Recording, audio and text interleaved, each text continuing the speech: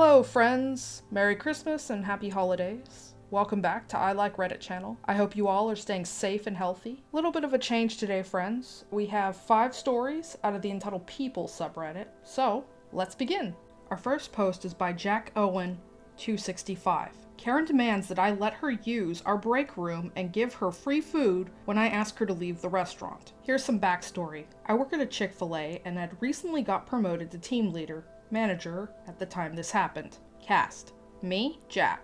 EP, entitled person, employee, Ben. I was in helping bag food because we were very busy and understaffed when I noticed this lady walk in with 2 laptops and a briefcase. She walked directly into the dining room, which is strange because we have it laid out so that you have to walk past the ordering counter in order to get to the dining room.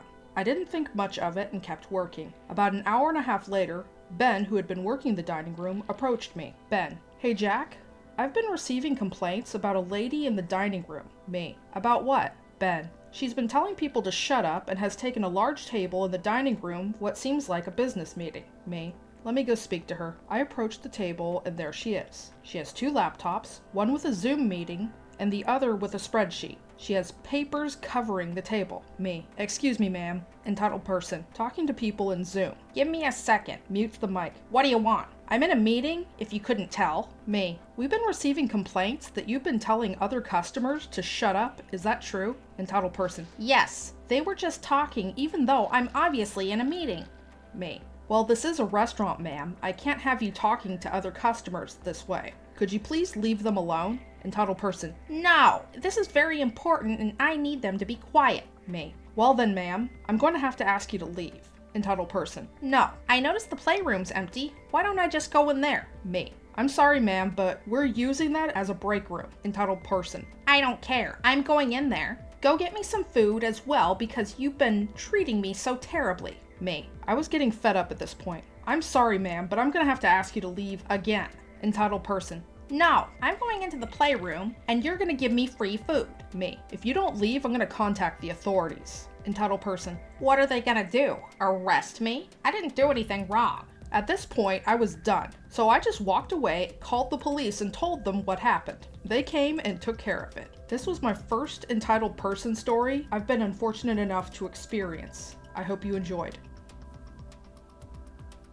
Our next story is posted by Nicey Micey. Neighbor throws a fit when I put up a fence, hence denying their grandkids a place to play. This has been an ongoing issue and been a big issue since it snowed here recently. Long story short, my neighbor has temporary custody of 4 of their grandkids, 8, 6, 4, and 2, give or take. Their son was arrested for arson, and the daughter-in-law flew the coop. My roommates and I have 2 dogs that enjoy playing in the yard, but it's recently become unsafe when they began construction in the front of our house. Due to that, people won't use the main street and decide to just drive up and down the alley, meaning these people will drive into other people's yards to get out of the way of other vehicles instead of being patient and waiting at the end of the alley. I actually had a Mexican standoff with a guy who pulled into the middle of my driveway and wouldn't move, so people were livid. I couldn't get home, so what the heck else was I supposed to do? Anywho, my roommates and I said enough was enough, measured our yard, got the okay from the borough, and built a fence. Because it was right on the property line, my neighbor had to come over to confront us. He's asking why we built a fence and asking if we made sure it was okay with the borough first. I said we did. We didn't like people driving up into our yard to get out of the way of other cars. Plus, we didn't want anyone to hit our dogs if they're playing outside. He then got all huffy and asked how his grandkids are supposed to play outside with our fence blocking off our yard.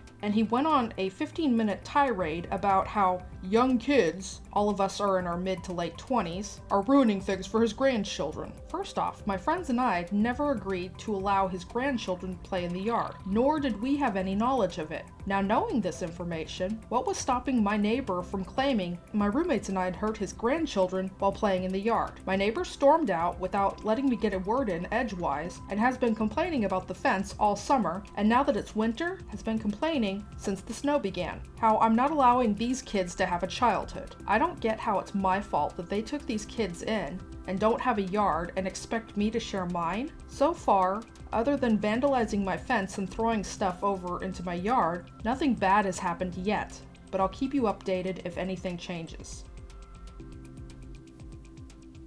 Our next story is posted by I am not 8 1312. Marry my son. The fact that this happened to me yesterday is enough to baffle me. I'm 17 female, am still in high school, and already have a boyfriend.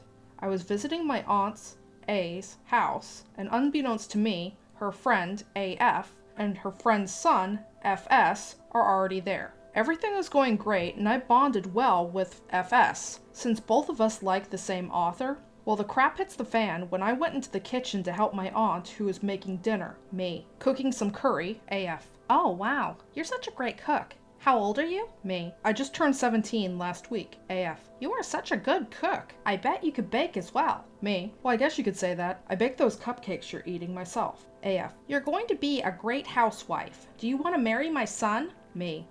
Excuse me? AF. I said, do you want to marry FS, my son? Me. I'm not trying to be rude, but I have to say no. Sorry. AF. Why are you rejecting my proposal? I saw how well you guys bonded just a moment ago. Me. Trust me, AF. I do not have any feelings for your son. AF. I want my son to have a wife like you, so you have to marry him. Me. Fortunately, my aunt, bless her, she's so nice, saw all this go down and decided to join our conversation. Aunt.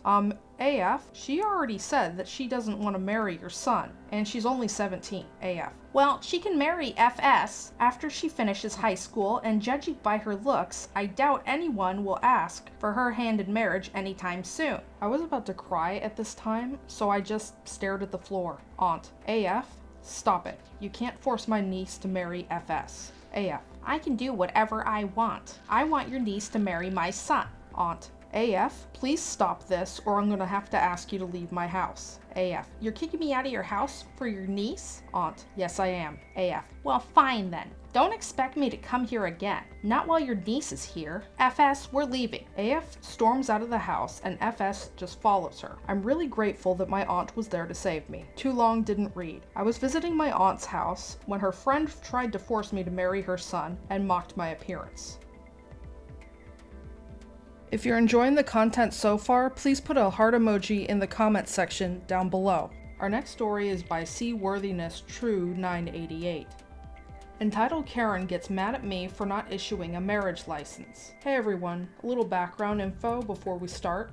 I work at a town hall, and one of my tasks is issuing marriage licenses when the global issue restrictions ease up like they have. So on to the story. This happened today. I had an appointment to issue a license, ML. I grabbed my mask, sanitized my hands, grabbed different documents, and head down to one of our 10 by 10 rooms, big enough to have people standing 6 feet apart. Since the town hall's doors are locked to avoid walk-ins, I had to meet them at the door. Right away, this Karen had no mask, and when I asked her to wear one, she said that she was exempt, showing me a screenshot of the US exemption. We're in Canada. We're not allowed to ask for proof, so I just dealt with it and pretended like she never showed it to me. I didn't ask. I asked her to sanitize her hands, and again, there was a refusal. Oh well. So we walk into the room. Our process for a marriage license is to have them bring their application, any prior divorce or death certificate, and IDs. I asked if her partner was going to show up. She said yes. So we had to wait about 10 minutes. This puts the appointment a little late. We have 30 minutes for each appointment, and I had another one in another room right after. The partner arrives and we exchange pleasantries and we get started. I already checked their IDs and applications by email, so I quickly recheck and write the information down on the marriage license. From there, I get into the COVID questions. 1. Where is the wedding going to be held? A. Inside a church at X street. No big deal, we still allow church weddings if the group is less than 10. 2. Will there be a reception? If yes, where? A. Yes, and at X banquet hall. Red flags are sailing, so I asked the third question. 3. How big is the group attending? A. All giddy. Well, for my group, there's about 93 guests, and on his side there'll be 80 or so. We'll have more coming to the reception. I think in total, there'll be about 200 people or so. I look up at her from the license. I look at the guy, then I look back at her, and I explain that I couldn't issue a marriage license with a gathering that large. Indoors, there has to be less than 10 people, including the couple and the officiant. Outdoors can be 30, including the 3.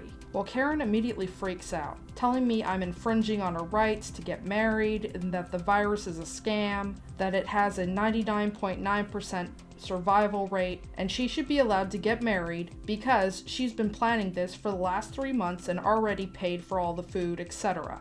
I tried to de-escalate, telling her that I couldn't because it's against the law. I handed her a pamphlet with COVID-safe marriage info and went to walk them out. She was still throwing a temper tantrum. She demanded to speak to the manager, so I called her down. My manager was already busy dealing with other stuff, so she wasn't in the best mood. The Karen says that I was belligerent, called her names, and didn't accept that she wouldn't wear a mask, etc.